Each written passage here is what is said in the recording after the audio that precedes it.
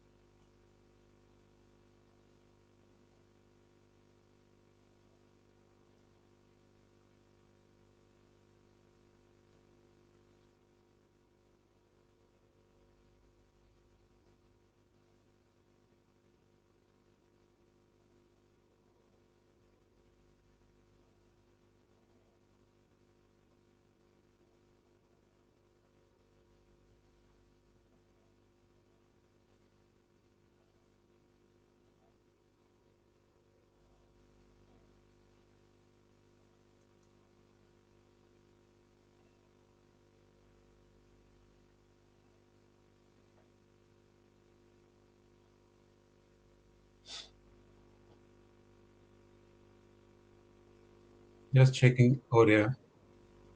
Oh, we can hear you. Thank you.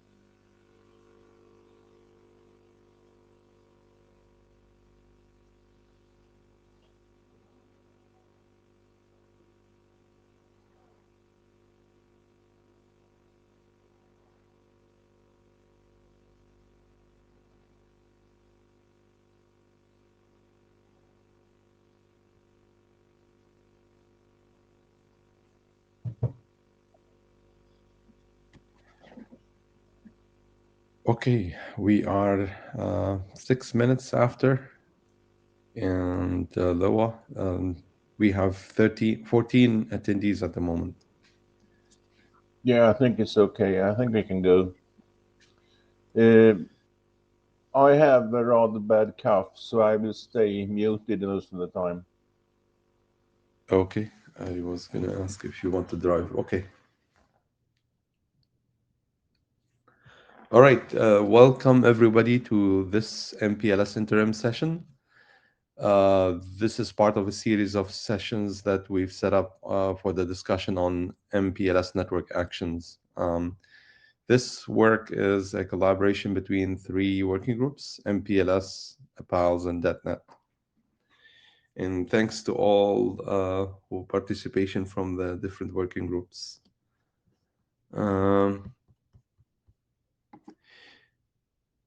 Because this is an interim, we have to flash the note well.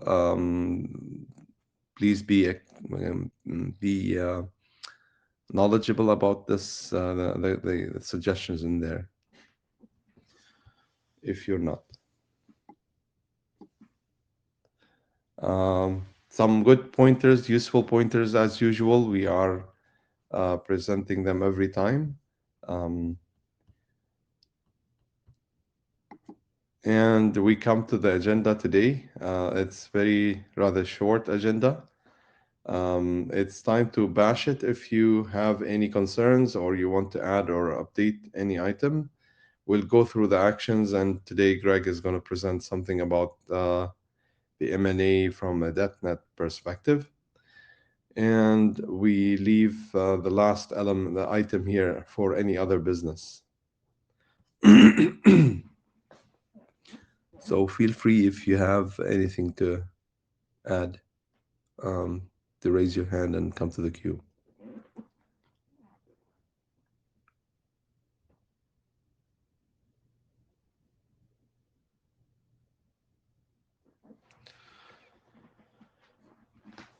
Okay, I don't see anyone in the queue, so we will move on and on to the action items. We are tracking a number of action items for every meeting, and that's been tracked on a wiki. At the moment, sorry, I'm just gonna grab it. It's thought was open.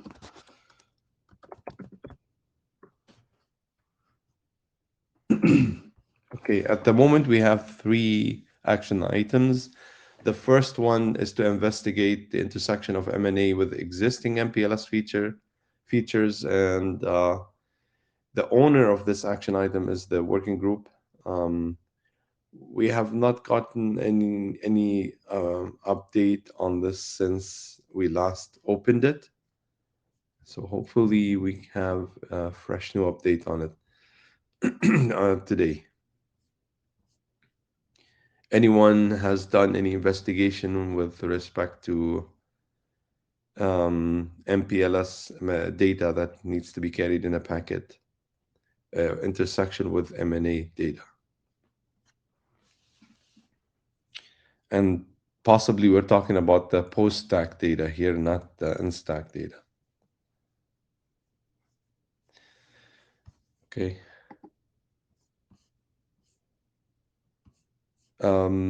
I will post a no update on this.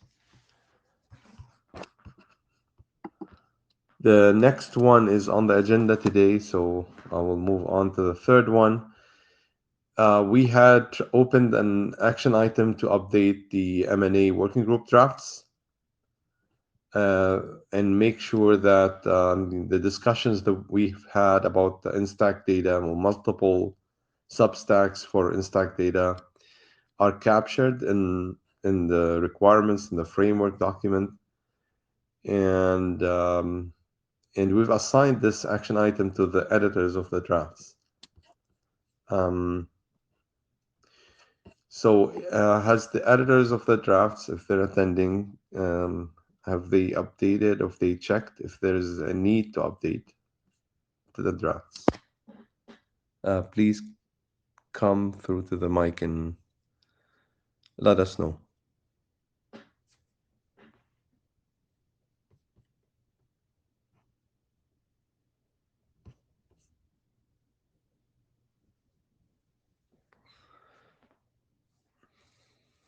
Hmm. Is this an action item the editors are tracking, or if not, let me know if you have plans to address it.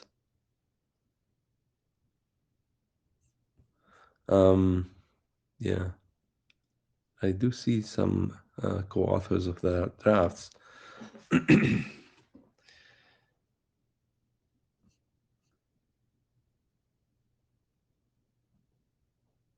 All right, I'm not sure if I'm audible at this time.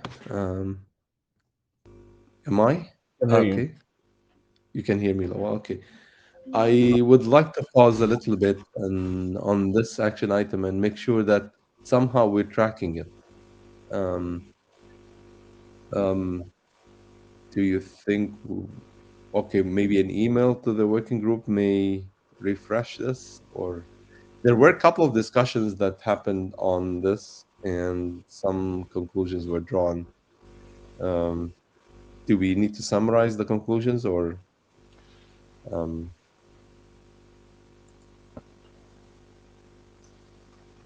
okay, Lawa, go ahead. So I think that would be a good idea if you can do that and send the email out so we at least have it well in time for the IETF meeting. So we could spend some time during the IETF week to uh, keep track of this action item. Okay, I'll update that uh, with this agreement.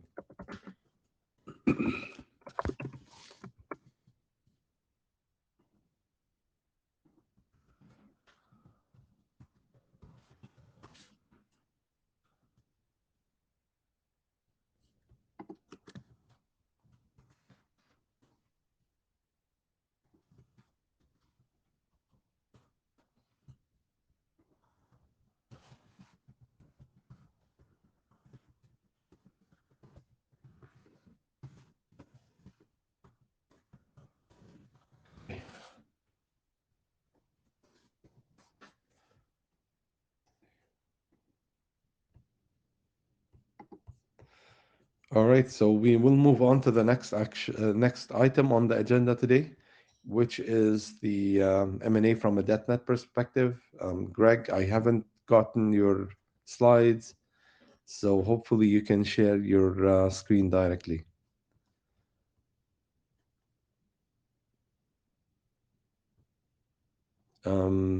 Greg, if you can hear me, you can come to the mic, and we're not hearing you. Can you hear me now? Yes, I can. Thanks. Okay. So do I need to ask to share screen? I believe you can go ahead and okay. Let me see. Ask to send screen. All right. Yeah, I just approved it now. Thank you. Yeah, I see the Um, updates. it may be lagging, but I did approve. Okay. So can you see the screen now? No, no. First off, No. let me stop sharing. Revoke screen grant. Mhm. Okay, how about now? Okay, let me go back.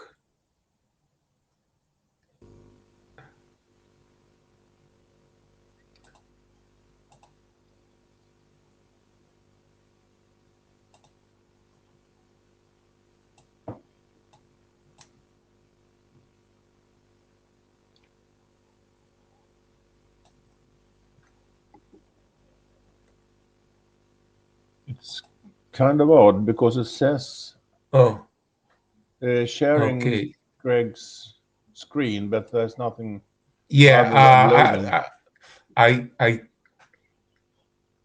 okay.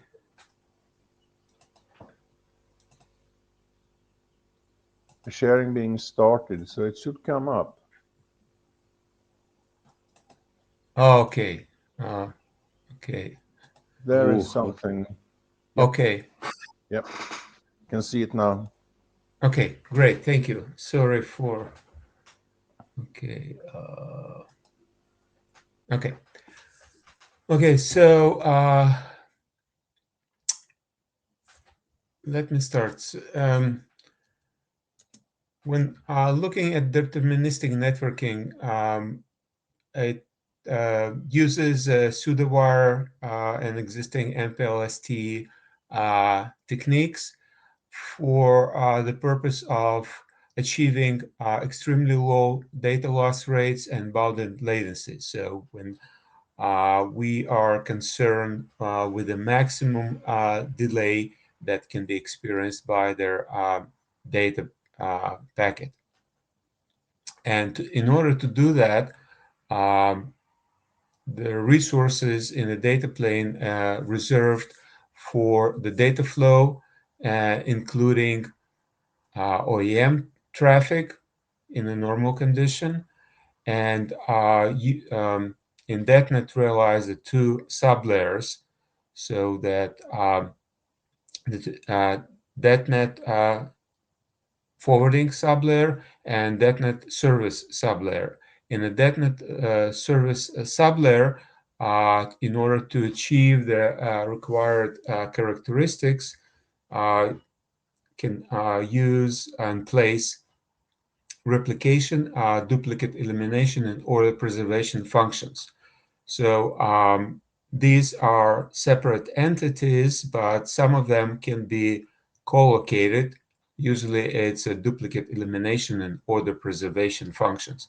So if you can imagine that effectively what it looks like in a DetNet service sublayer is as a multi-segment pseudowire, because at their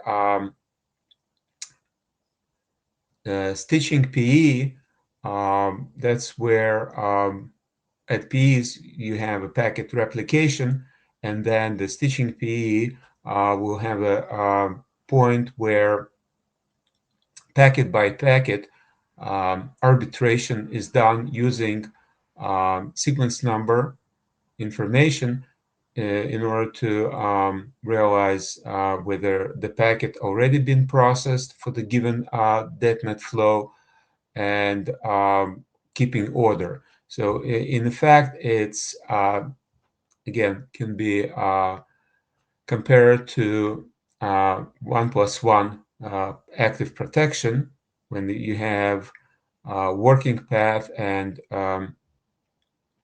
actively used backup, and then your remote PE chooses the channel. So, but the difference in DetNet is that choosing the source is done on a per packet basis, not per LSP. Okay, any questions so far? Okay, I don't see hands, so please feel free to jump in. There is one question, one hand being raised. Okay, thank you, Tarek. Loa, are you raising your hand to ask a question?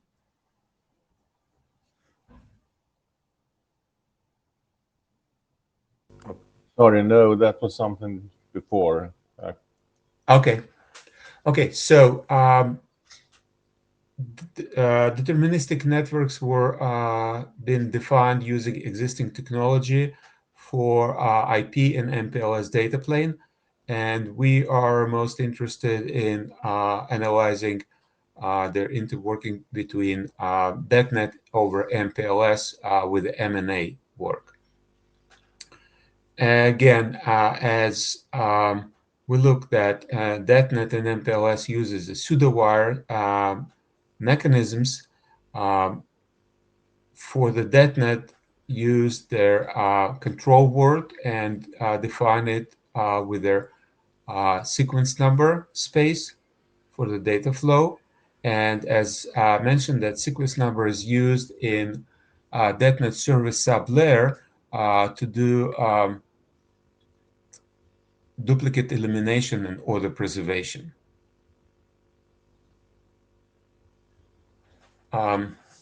So if we look at the stack from the DetNet perspective, the label stack has forwarding labels, and then service label, immediately followed by DetNet control word. And the DetNet control word is a variant of generic pseudowire MPLS control word defined in RFC 4385. Any questions on? Yeah. I think Loa's again raising his. I have one question. When you say immediately followed by, Yes. is that a restriction on where we can actually put the if we have post-stack data where we can put the potential post-stack data indicator? Yes, that's again as of now, and I believe that that is also applicable to any pseudowire non-IP payload. DetNet expects that DetNet control word immediately follows the bottom of the stack. Okay, so this is something we probably need to discuss, because I should say it like this: if we decide to do PSD, then it's very likely that we would like to have the PSD indicator immediately follow the label stack. And yes, I agree. That's something that needs to be discussed, and I just wanted to bring it to attention and put it in the spotlight. So anyone writing a notes on the meeting, take a note on this. Thank you. Okay, so with the DetNet MPLS. Oh, sorry, Greg. We still have two hands being raised. Do you want to take them? Okay. Yes, of course. Okay, So- Stuart. So I'm just responding to Loa, really. I mean, it seems to me that it's obvious that if you've got a PE that knows about DetNet and you want to teach it about PSD, it needs new code and it needs to be taught about it. And that is kind of a given. And then it is up to us to decide whether the PSD comes before or after, and how the indicators work. I mean, this is all, seems to be an obvious piece of engineering that we need to do, and it applies equally to DetNet and pseudowire. And given that DetNet followed the pseudowire model, presumably we would have the same solution. Yes, Stuart, thank you. And that is something that I was thinking about, that in fact, the DetNet questions or interaction between DetNet and MPLS and MNA, or specifically PSD MNA, can be generalized and will be equally applicable to any non-IP payload using the pseudowire. Or using approach. a control word. Using a control word approach. Yes, using the control word, yes. Actually, using a service label in the control word is to be absolutely specific. Yeah. Okay, thank you. Next question is it correct to assume that the DetNet header is processed only at the ingress and egress PE? And not AP? Well, again, so on this DetNet service sublayer, the DetNet in MPLS is probably acts like multi-segment pseudowire. So it's not only terminating PE, but it is switching PE, so SPs. Okay, but P Beca- nodes because are not interested. P nodes are not interested in .NET header, at least. yes, so yeah, expected that P nodes will be acting on forwarding labels, and P nodes will be acting on the service labels. Greg, Uh, can I interject? I think there's some people who perhaps don't understand what the DetNet model is, and you might explain. You started to explain it when you likened it to an SPE system, a pseudowire multi-segment system. It's not quite like that, but I think it might be helpful for everyone if you spent a minute or two explaining what the model is. Model for sublayers. No, for DetNet. So the way that DetNet actually works is not quite like a multi-segment pseudowire, but that's the closest that. Yeah, it's the closest, right? It's the closest. It is not that because, and that's what I was trying to compare with. So because if we have 1+1 protection in the pseudowire, then the source of their packet, the source being chosen per channel. So we have working and backup, even though it's active backup. But in a DetNet service sublayer, it's done on a per packet basis using the sequence number information that is a part of DetNet control word. And as you can see now, we are in the next slide. It's also present in DetNet associated channel header. So, and then DetNet SPE or DetNet node in a DetNet service sublayer acts on a sequence number information to do packet replication depending on what function is present. So it's either replicating packets or doing duplicate elimination and order preservation.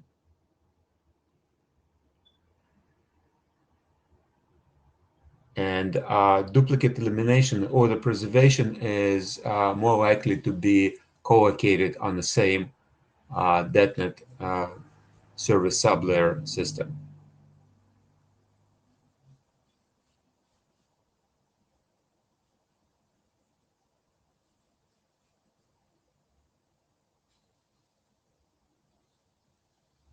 So does it help?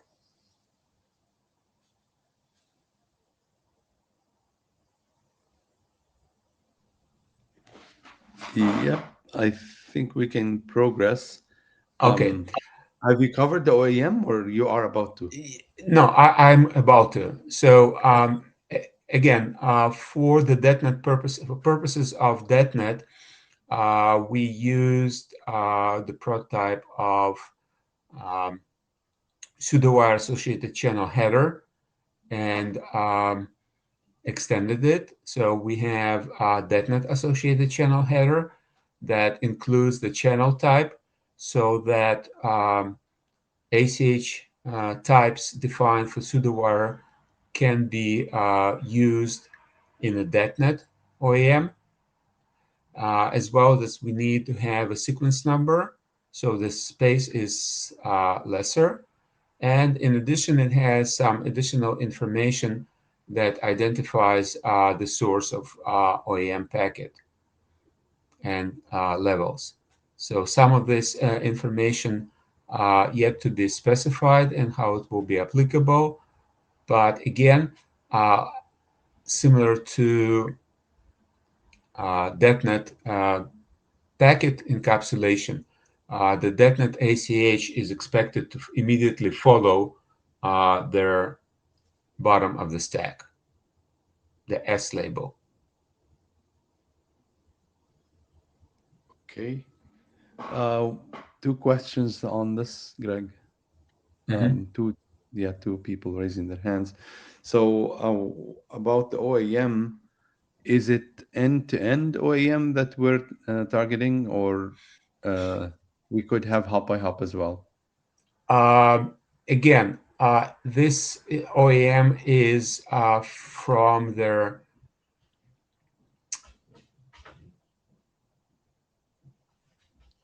DetNet service sublayer perspective.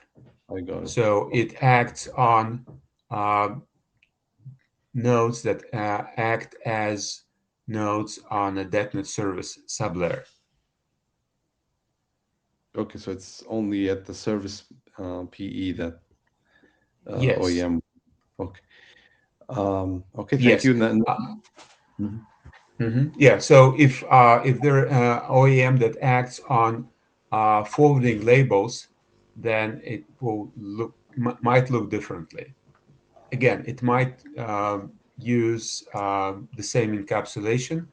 It's just it can use a different signaling that this is an OEM packet. So, for example, it can use GAL label in the forwarding labels space.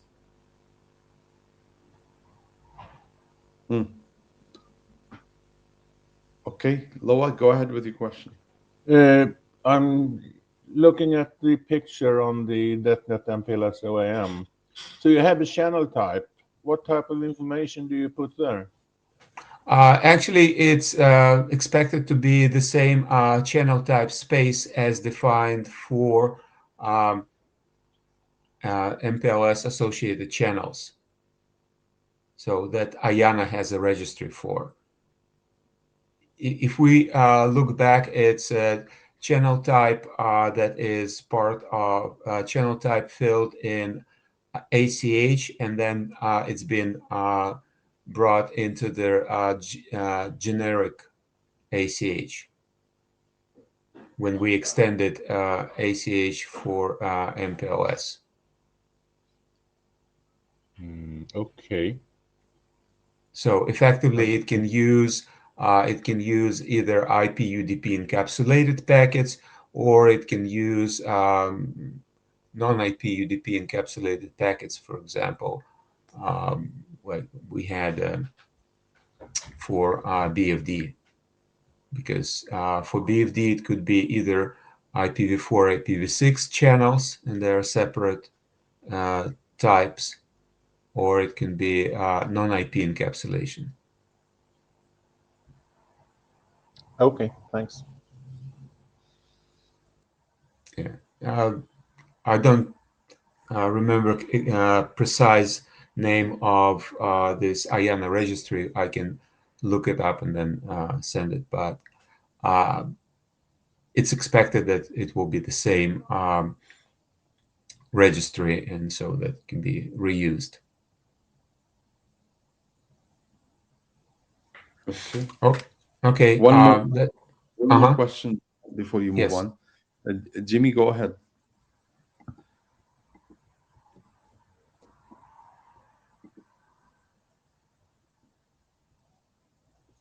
I presume, Jimmy, you heard me, and it's the mic delay problem. Some delay with the Yeah, I know. Okay. Yeah. I can hear you. Go ahead. Yeah. If the channel type is the same as existing channel type for the pseudo wires, how to indicate the format following this channel type is that specific? Yes, it's a good question. So far, okay. So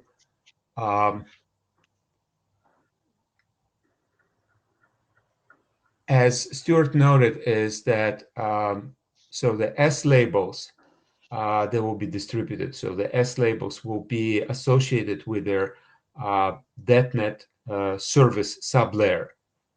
So the system that knows that S label is one of indicating specific DetNet service flow, that then it will know that their construct that immediately follows this S label could be .NET ACH.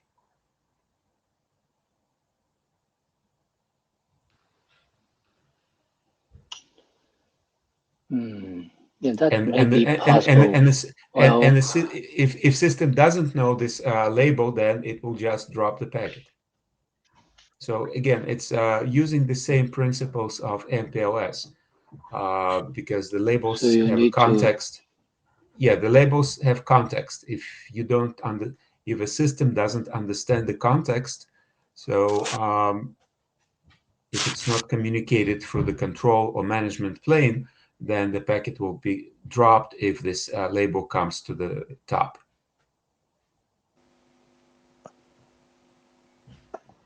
It was exactly like a but my understanding is that it was exactly like a pseudowire.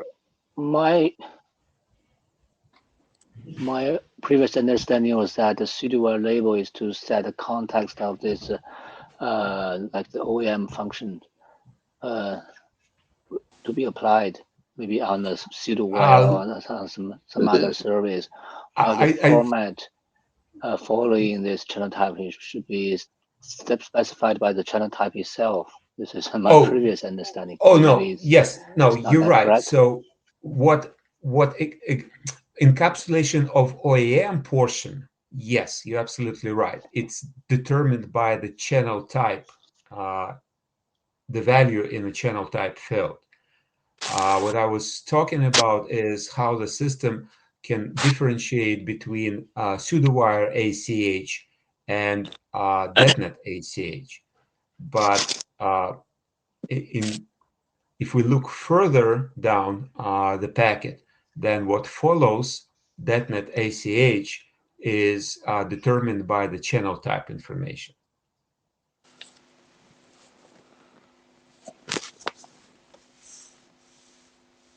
Right. So the node ID field should be determined by maybe a new channel type for this encapsulation. No, idea is the node ID is not part of the channel type information, but it's part of .NET ACH encoding. So again,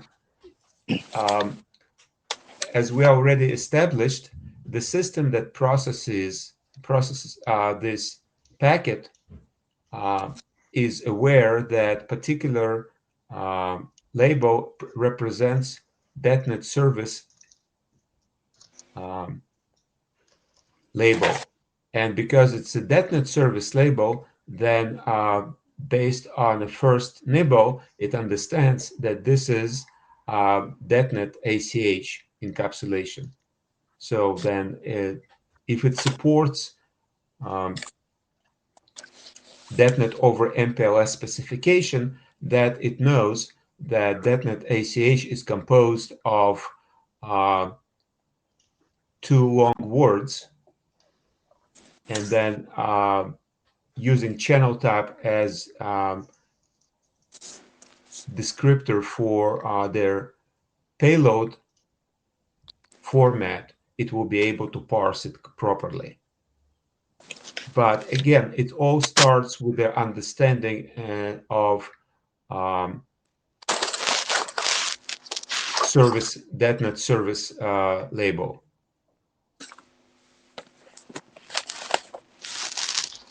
Okay. Jimmy, are you done? Thank you. Okay. One more, Greg, before you move on. Can a .NET packet also, carry an MPLS hash associated channel, or if not, has this been excluded in an assertion made by .NET that we cannot have two types of hash in the same packet? Yes, that's a good question. I don't remember that it was explicitly covered in the current document that we have. it's something that probably needs to be looked at. I would probably expect that it's not possible. But then the question is, so how it works. But I understand what you're asking. So, for example, if somebody wants to have transport OEM, MPLS transport OEM, so and uses ACH, and then how it works if the packet itself is already DetNet or OEM. Correct. Yeah, it's something that needs to be really looked at and probably like whiteboarded first. I don't think anyone's ever proposed that before.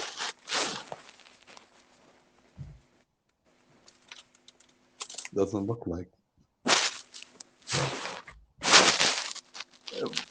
But there are many associated channel types for MPLS. I mean, not mostly TP, but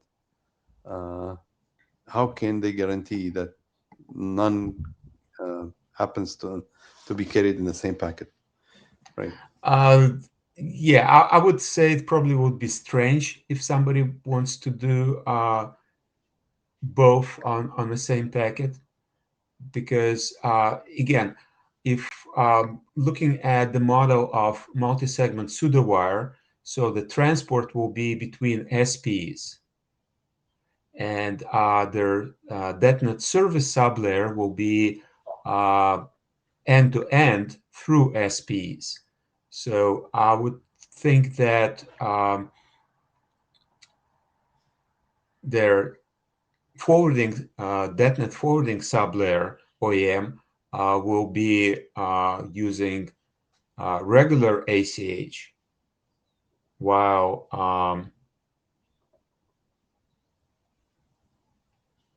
the DetNet service sublayer will be using DetNet ACH. But that's something that, probably needs to think about it some more. It's a good question. I agree. Okay. Thank you. Okay. Shall we move on? Yes, please. There is nobody. Thank you. Yeah. Okay, so now that's very interesting case of DetNet MPLS aggregation, because DetNet flows that include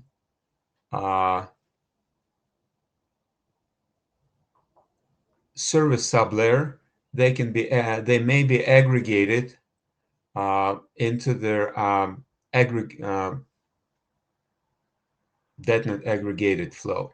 So it's, I don't know, it's probably a little bit upside down, but if you look at the bottom, so we have physical encapsulation, data link encapsulation, then forwarding labels, aggregation label, followed by DetNet control word, as was presented earlier in the slides, and then again forwarded by forwarding label, and then DetNet service sublayer label, and again DetNet control word, and then only payload. So what that allows us, it allows us to apply pre-auth, packet replication, duplicate elimination, or the preservation functions, both at aggregated flow and at the individual DetNet flow levels. So once it's aggregated, it's on A label, and when it's split, disaggregated, then service labels can be used again.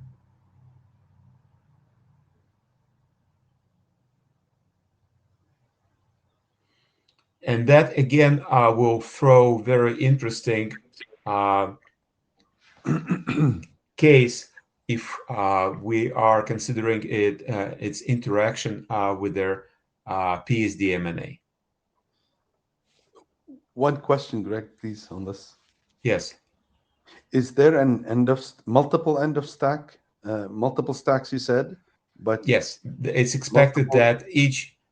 So it's expected that A label and S label, they have bottom of the stack S flag set. Interesting. Okay.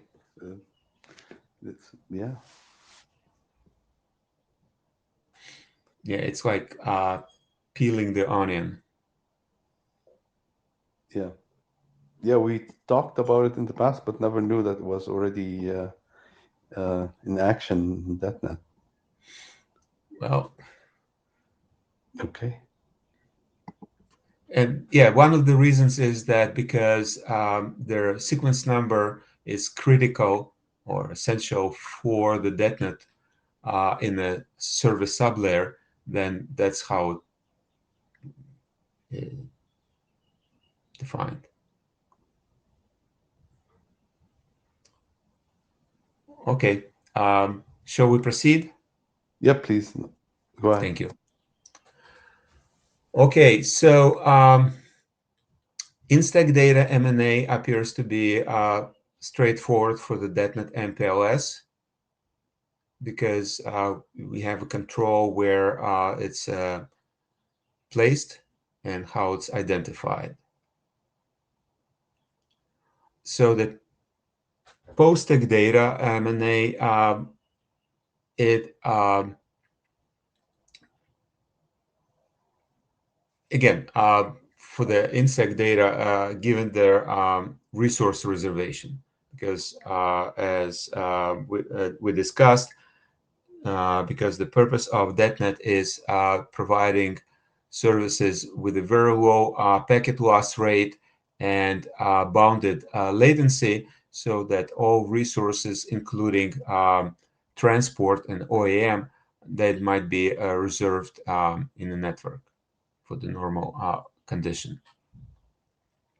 So the use of PSD, and especially some of the use cases that have been discussed as a motivation for PSD, they are more concerning, and that we can talk about it later.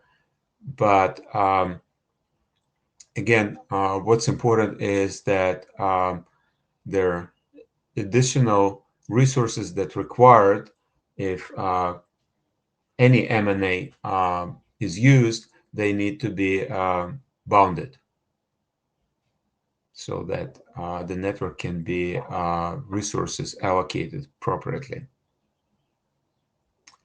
And then the last question that I posted here is, so where the PSD can be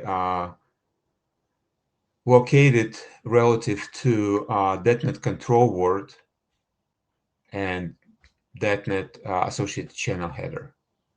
And I have a next slide, which illustrates two options that I was thinking. It's not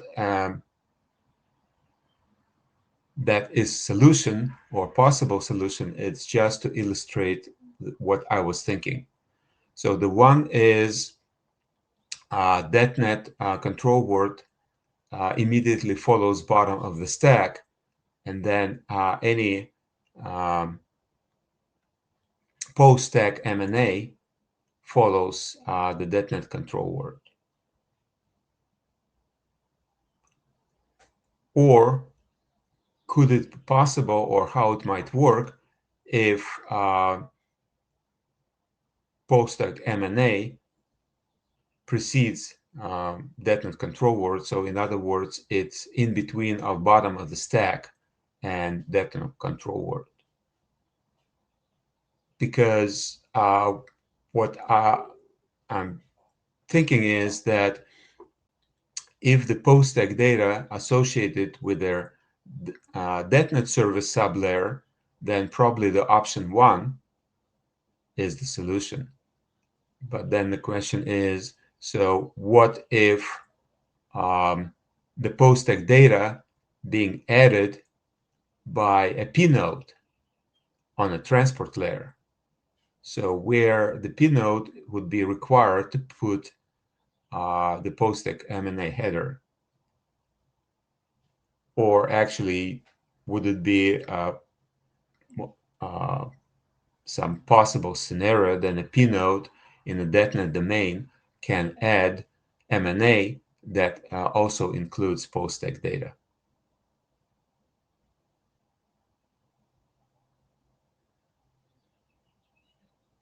So that's an open question, and again, it's something that if and when somebody is proposing post-tech data solution, that needs to look at how it interworks with their DetNet over MPLS data plane.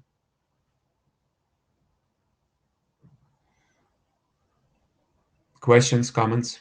Yes. Well, questions, please, Greg. So the first the top proposal, you're assigning maybe a channel type for M&A. Is that for a DetNet channel type, or is it not channel type? Well, actually, I looked at existing individual draft that reflected. So the post-tech M&A header, I just looked at existing. I think it's a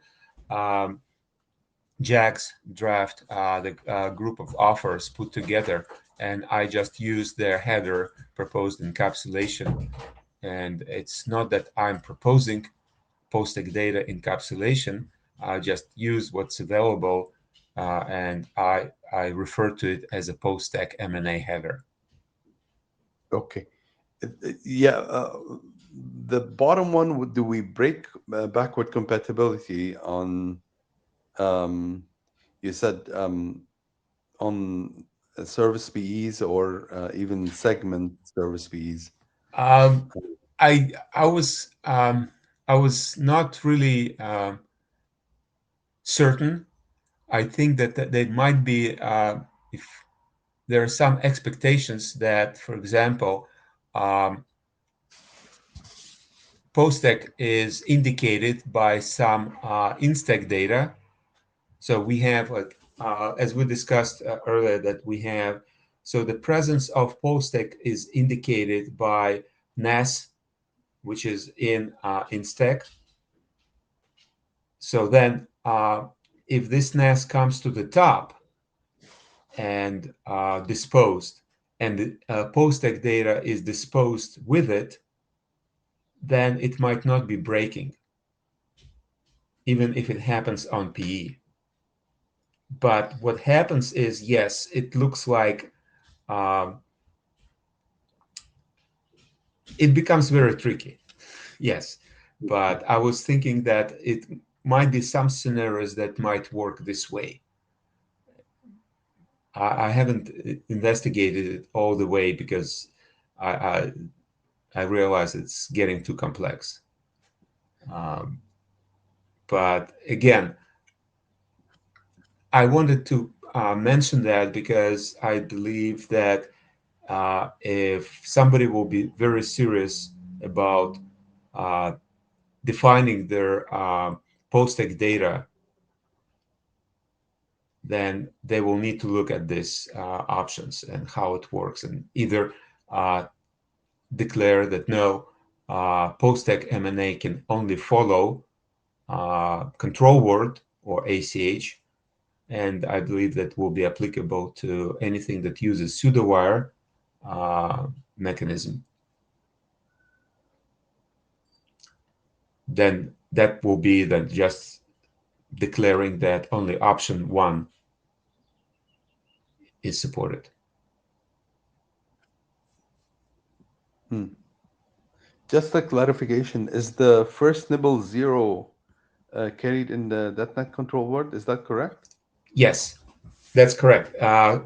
First nibble 0 is a DetNet control word, and first nibble 1 is a DetNet ACH. Right. How do we distinguish it from a regular control word? Only by the context of S label. Because if we look at DetNet encapsulation, so the DetNet service sublayer has a context S label. So, and because it's associated with the DetNet, then their first nibble indicates not general control word, but DetNet control word. I see. Okay.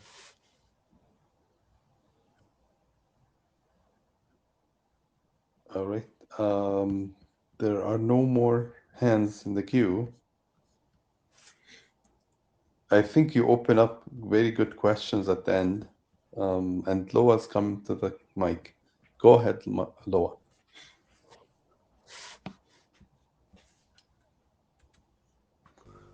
I was on mute. That slide, yes. We have a terminology problem here, don't we? If you look at your first proposal, the first 4-bit called 000 are the first nibble. But in some other context, also the N and N in the next field is also a first nibble.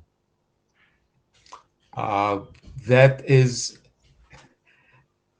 again, that's a good question because, yes, does that mean that... What I'm saying is that in what we're currently doing, we are calling both of them first nibbles. And that You're right. seems to be source for confusion in the future. Yes, and actually that's a very good point because again, I think that in our in the discussions on post-tech data M&A, so far we were concentrating on IP payload, but now DetNet, in my opinion, is a good example of analyzing their interaction with a possible post-tech data solution with non-IP payload. And non-IP payload, particularly that uses control word and ACH. So basically that already has first nibble of its own. So here, probably two questions. First, how do we refer to first 4 bits of post-tech data encapsulation?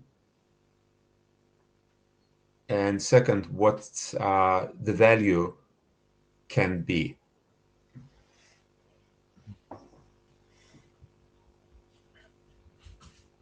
Yeah, okay. We need to think about how we actually refer to the different nibbles here. It could be... Yeah. Okay, thanks.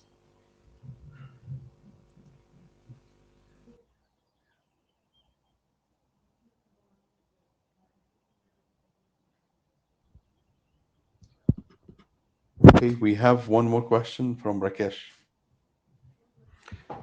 Hey, thanks, Greg. Pretty good presentation.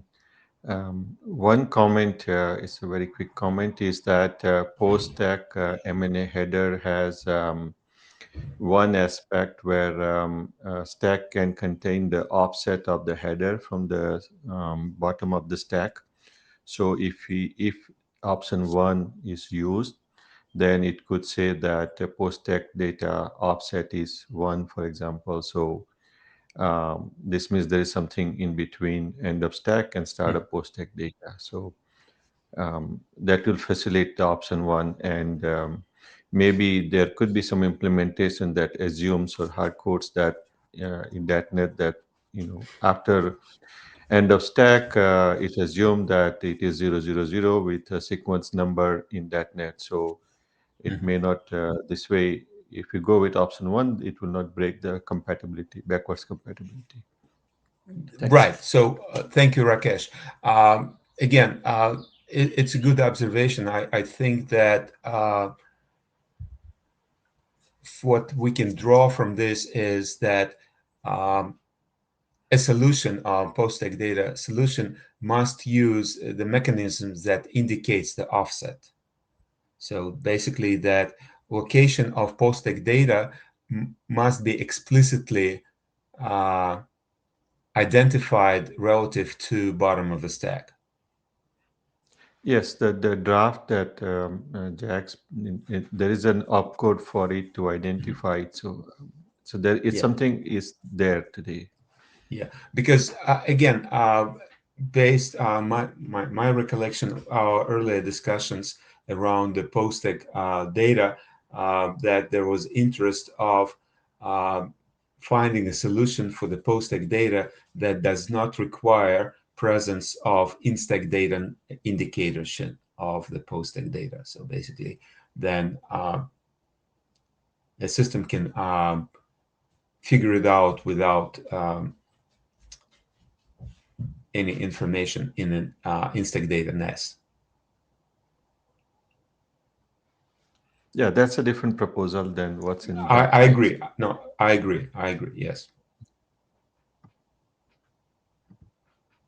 Thanks. Question from me. Can you hear me? Yes. Okay. So the DetNet header, does it have a length that indicates the data length that follows after the end of stack? No. Like in MPLS, so we don't have indication of length of the payload. Yeah. So for OAM, it's all derived from the channel type, because the channel type, as this is a part of IANA registry, and it defines the different types of the payload. So then the length of DetNet OAM is derived from their channel type, as for pseudo-wired MPLS.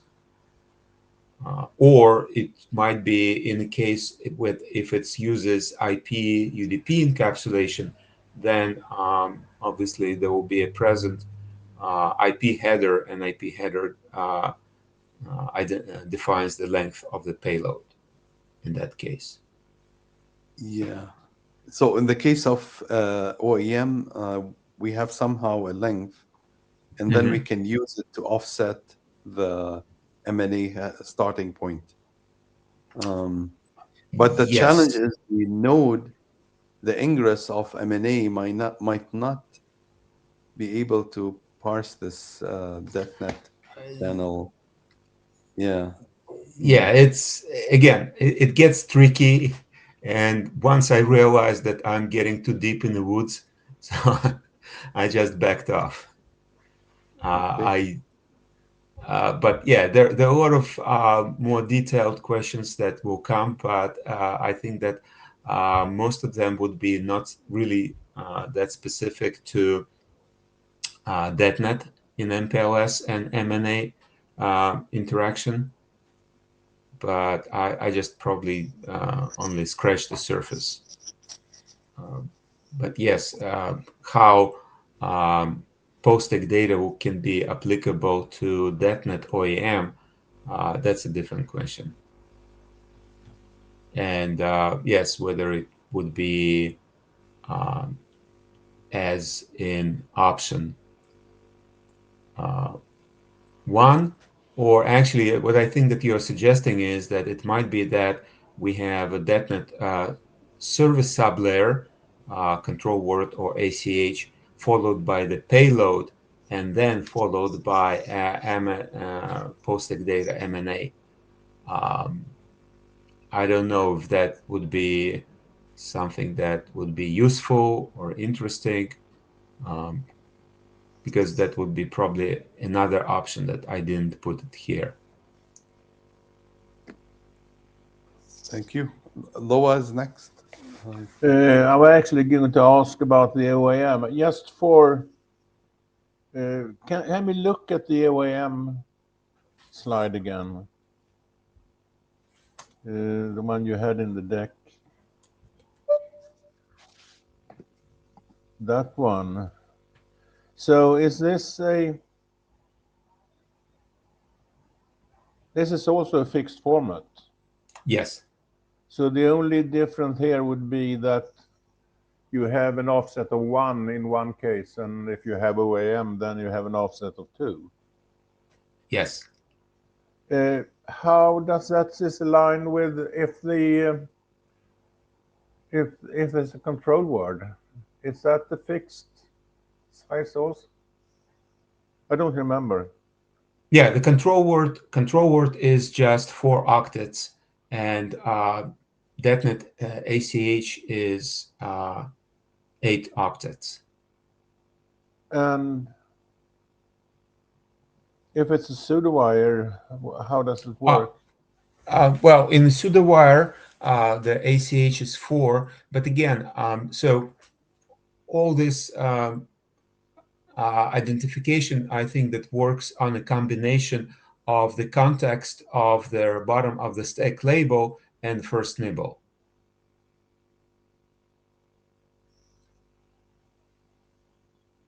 Okay, so it looks like it, for the time being, it would probably be possible to solve, but it's get tricky.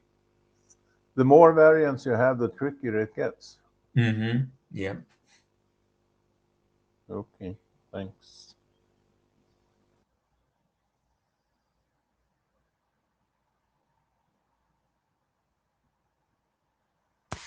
Okay, Greg, there are no more questions. Oh, Okay. I'll we stop. are seeing actually one more just came in Okay. from Rakesh. It's a quick question. Is it assumed that in .NET after end of stack, next one is a control word with sequence number? That's how it is in RFC, right? So if we Mm-hmm. change that, then you would be updating the existing procedure and impacting existing implementation. Is it fair to say that? Yes. So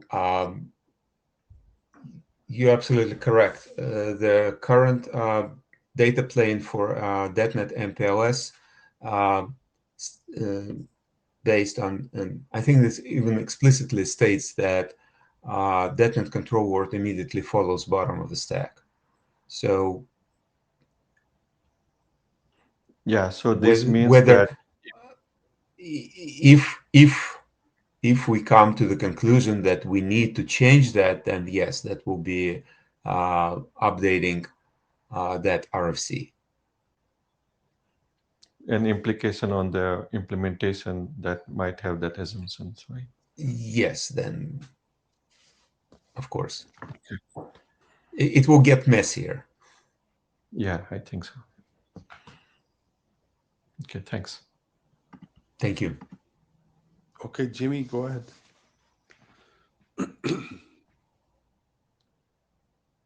Yes. Jimmy, go ahead. Okay. Hi, Greg. I think you are mainly talking about the .NET functions defined in the current RFCs.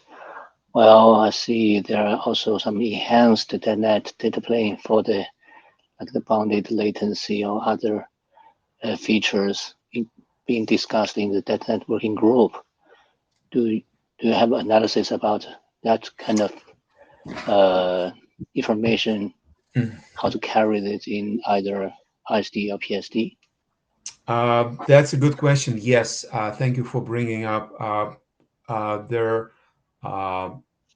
active, interesting discussions. But my understanding is that it's not yet a working group conclusion. So basically, there's nothing that we can look at saying, okay, that's what DetNet working group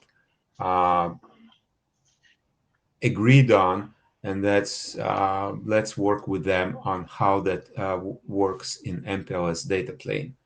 So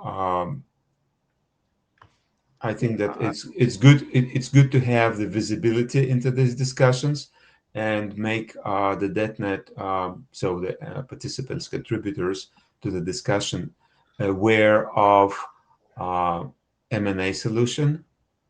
So but that's I believe that's the purpose of having joint sessions and having these discussions as in open meetings.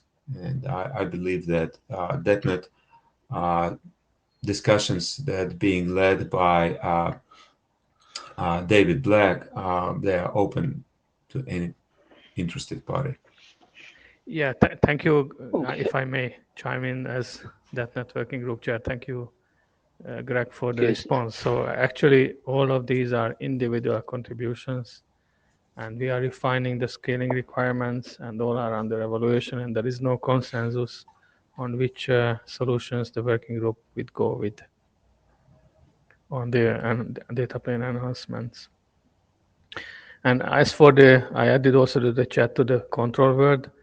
All the statements are, I think, applicable for all the other control words, not just .NET. About existing implementations and all kinds of stuff.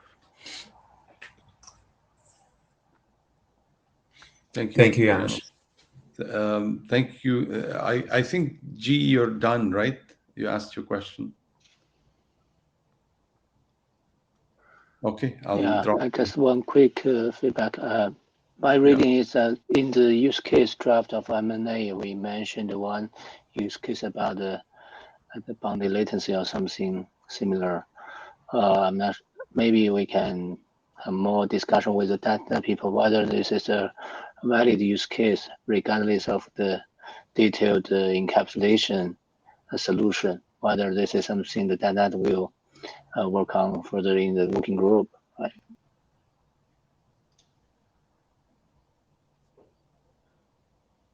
Okay, I'm done. Okay, thank you. Rakesh, go ahead. You're next. Hi. So, G, I posted in the chat the name of the draft. There is an individual draft with a proposal for the bounded latency use case. So welcome your comments on that. Thanks. Okay, so may I stop sharing? One last one from Loa, and then I think that's it. Loa? Really, I have a follow-up question for Janos. You said that the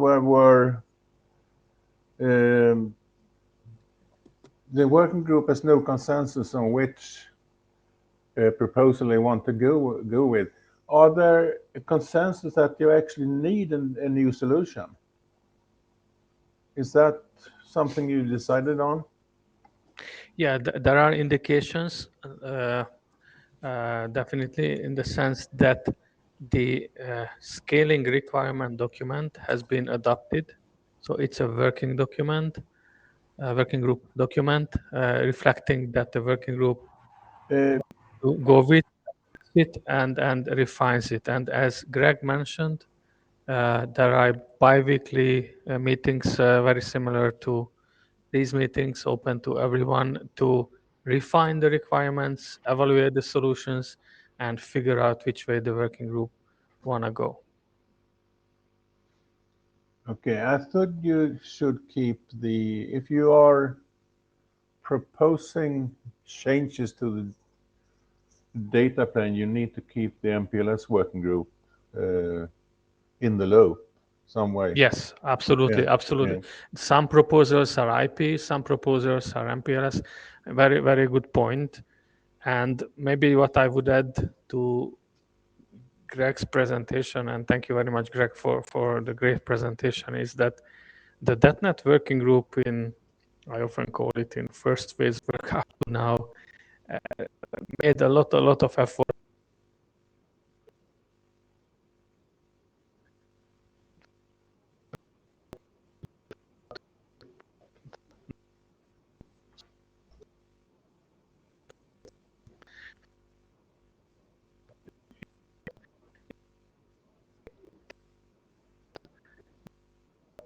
As it is spelled out in the .NET working group charter, we contact the responsible group to do the work. If it is MPLS, it's MPLS. Okay, thanks. Thank you. Thank you.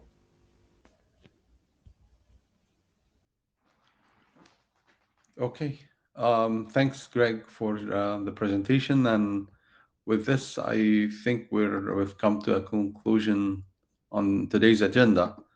It is our chance, your chance to raise anything that we didn't talk about, and still have time to talk about it now. And if not, we can adjourn after checking with other chairs. Was there anything else we wanted to cover and we did not?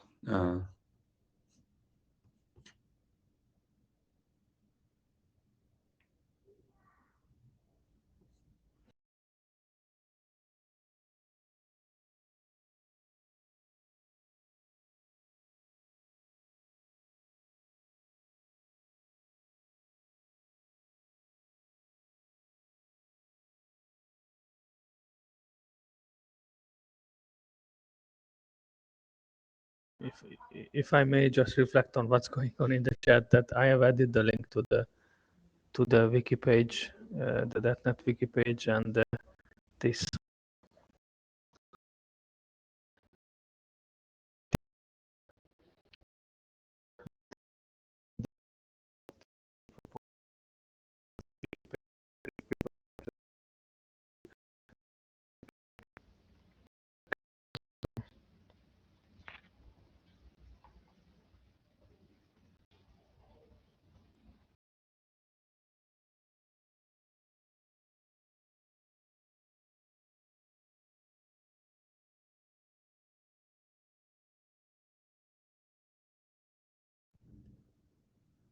Hello? Hello? I'm not sure if anyone can hear me. Yeah, we can hear you. Okay, I got disconnected. It was telling me so- at least you. I'm not sure if others as well got it. I did ask if were any closing remarks from you before we adjourn. No, I think we're done. Okay. Yeah, the audio cut me in the middle. I'm not sure how much you heard. Okay, so thanks everyone who joined today. We will conclude here and give you back the remaining time. Thanks.